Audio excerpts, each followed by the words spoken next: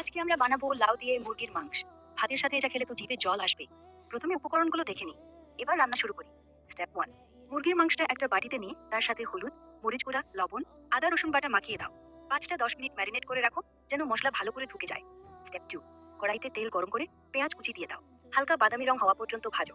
আরে গন্ধটা কি সুন্দর আসছে। স্টেপ 3। এবার ম্যারিনেট করা মুরগিটা ঢেলে দাও। মাঝারি আঁচে ভালো করে কষাও। দেখবে মাংস থেকে পানি বেরিয়ে আসবে, আর পরে তেল ছাড়তে শুরু করবে। স্টেপ 4। মাংস ভালো কষা হয়ে গেলে লাউয়ের টুকরো আর চেরা কাঁচামরিচ দিয়ে 2-3 মিনিট নেড়ে নাও। লাউটা একটু মিশে যাক মশলার সাথে। স্টেপ 5। প্রয়োজন মতো পানি দিয়ে ঢেকে দাও। মাঝারি আছে 10টা মিনিট রান্না করো। মাঝে মাঝে চেক করে নেড়ে দিও, যেন লেগে না যায়। স্টেপ 6।